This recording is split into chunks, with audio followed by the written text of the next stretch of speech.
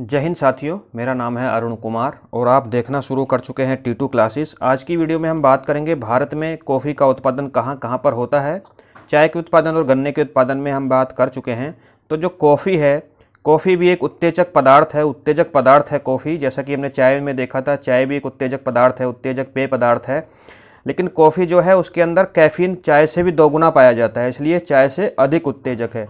Coffee के अंदर caffeine पाया जाता है, चाय से दोगुना अधिक पाया जाता है। जैसे कि चाय का निर्माण चाय की पत्तियों से होता था, यहाँ पर कॉफ़ी का निर्माण बीजों से होता है। कॉफ़ी को हिंदी में कहवा कहते हैं। तो कहवा के बीज जो होते हैं, यानी फली के अंदर जो कॉफ़ी के पेड़ के अंदर जो फली आती है उसके अंदर जो बीज निकलते हैं, उनसे कॉफ़ी का निर्माण किया जाता है।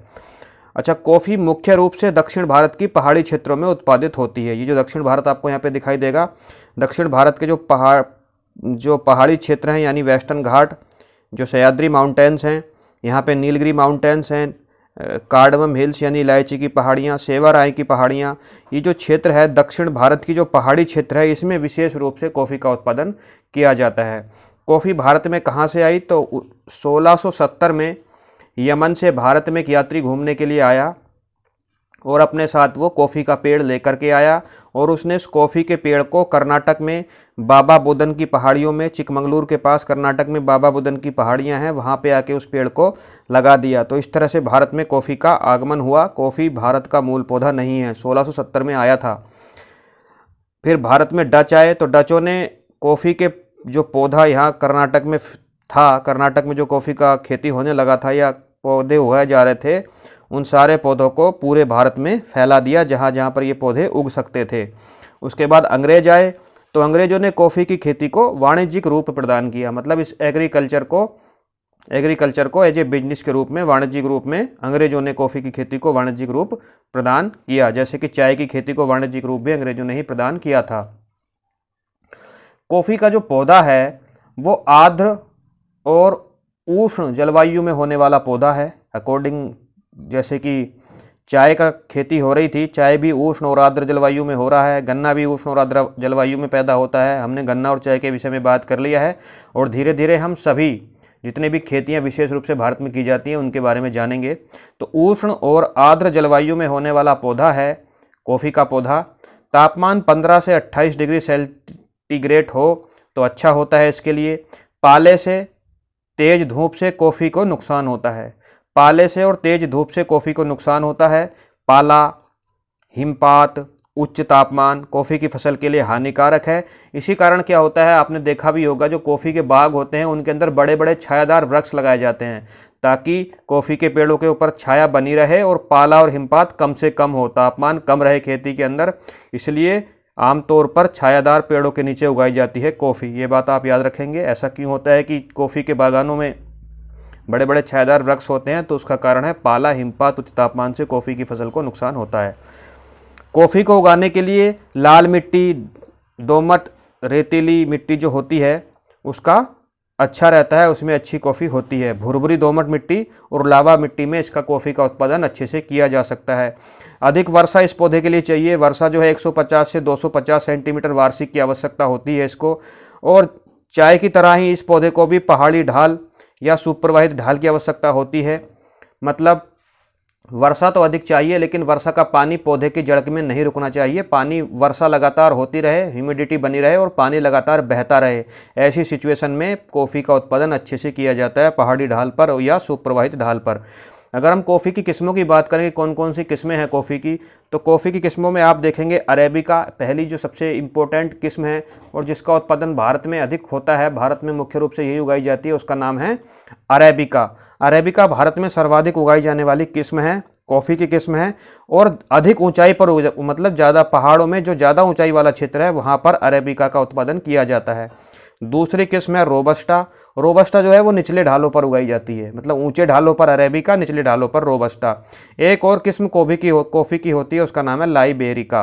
तो कॉफ़ी की 3 किस्में आपको याद रखनी है, अरेबिका, रोबस्टा और लाइबेरिका। सॉरी।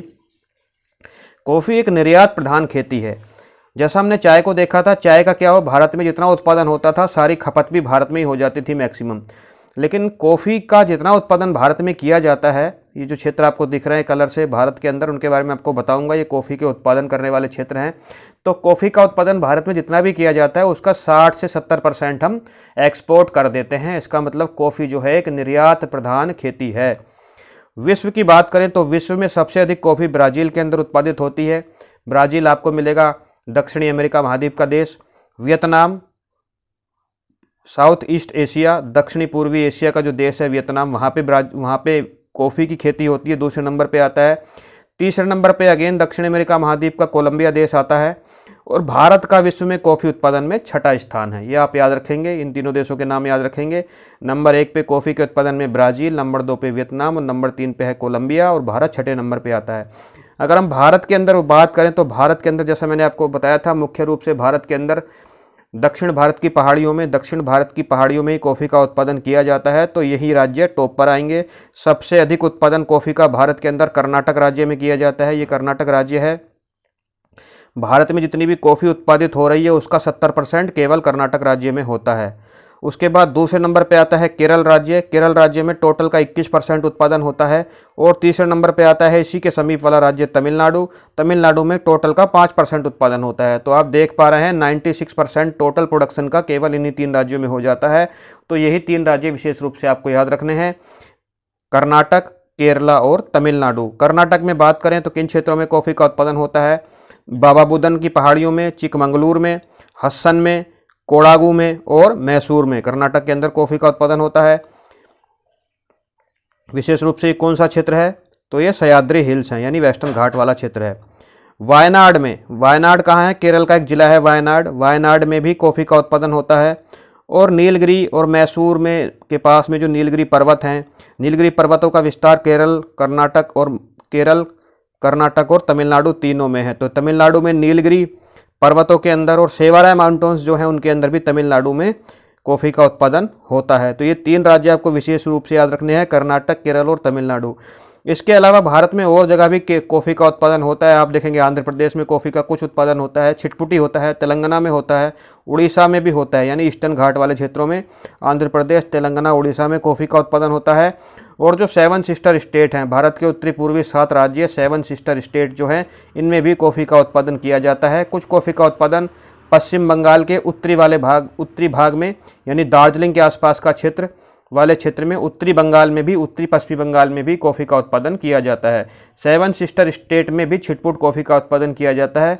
इन्हें 7 सिस्टर स्टेट क्यों कहा जाता है? क्योंकि ये 7 राज्य परस्पर एक दूसरे पर निर्भर हैं। ये राज्य एक दूसरे पर किसी न किसी रूप में निर्भर हैं, इसलिए इनको 7 सिस्टर स्टेट कहा जाता है। इन 7 सिस्टर स्टेट में पश्चिम बंगाल नहीं आता है और सिक्किम भी नहीं आता है। याद रखिएगा, सिक्किम 7 सिस्टर स्टेट का हिस्सा नहीं है। कौन कौन से राज्य 7 सिस्टर स्टेट में आते हैं? तो आप देखेंगे यहाँ पे आसाम है, ये आसाम, अरुणाचल प्रदेश, मेघालय, मणिपुर, मिजोरम, नागालैंड और त्रिपुरा। तो यहाँ पे आप देखेंगे 7 सिस्टर स्टेट में कौन कौन से 7 हैं। आसाम आपको तो देख पा रहे हैं, ऊपर अरुणाचल प्रदेश है, उसके बाद यहाँ पे नागालैंड, ये वाला राज्य है मणिपुर, इधर आपको दिखेगा ये त्रिपुरा, ये मिजोरम, ये त्रिपुरा और मेघालय। आसाम, अरुणाचल प्रदेश, नागालैंड, मणिपुर, मिजोरम, त्रिपुरा और मेघालय, ये 7 राज्य 7 सिस्टर स्टेट कहलाते हैं। अच्छा, भारत में जो ये कॉफ़ी की खेती होती है उसको रेगुलेट कौन करता है? तो रेगुलेट जो एजेंसी है इसकी, उसका नाम है राष्ट्रीय बागवानी बोर्ड, जिसकी स्थापना 1984 में की गई थी। गुरुग्राम, हरियाणा में ये चीज़ है। दिल्ली के पास में ही गुरुग्राम है, गुड़गांव भी उसको बोलते हैं, हरियाणा है। अगर हम राज्य की बात करें तो हरियाणा में पड़ेगा। तो राष्ट्रीय बागवानी बोर्ड की स्थापना 1984 में की गई थी। राष्ट्रीय बागवानी बोर्ड गुरुग्राम, हरियाणा में जो लोकेटेड है, वो कॉफ़ी की खेती को रेगुलेट करता है। मतलब नई नई किस्में लाना, इसके लिए व्यापार को बढ़ावा देना, इसमें इनोवेशन करना, वो सारा काम राष्ट्रीय बागवानी बोर्ड करता है। क्योंकि कॉफ़ी का पौधा के बाग होते हैं, बागवानी खेती के अंतर्गत ये आता है। याद रखेंगे, राष्ट्रीय बागवानी बोर्ड की स्थापना 1984 में की गई थी। कॉफ़ी की खेती को किस चीज़ों से नुकसान हो सकता है, किस चीज़ों से संकट हो सकता है? तो भारी वर्षा से, क्योंकि धीरे धीरे क्लाइमेट चेंज हो रहा है, अचानक से अभी कभी भारी वर्षा हो जाती है, कभी सूखा पड़ जाता है, तो उस चीज़ों से कॉफ़ी की खेती को नुकसान होता है। भारी वर्षा से नुकसान होता है, क्योंकि कॉफ़ी की खेती पहाड़ी ढालों पर की जाती है, तो भूस्खलन से कॉफ़ी की खेती को नुकसान होता है। तापमान में अचानक वृद्धि से कॉफ़ी की खेती को नुकसान होता है। अनियमित मौसम की स्थिति से कॉफ़ी के उत्पादन को प्रभावित करता है। अनियमित मौसम की स्थिति मतलब अचानक से मौसम का बदल जाना, उससे भी कॉफ़ी की खेती को नुकसान होता है। आई होप आपको इस वीडियो में दी गई जानकारी पसंद आई होगी। मिलते हैं ऐसी ही किसी इंटरेस्टिंग क्लास में, तब तक के लिए जय हिंद।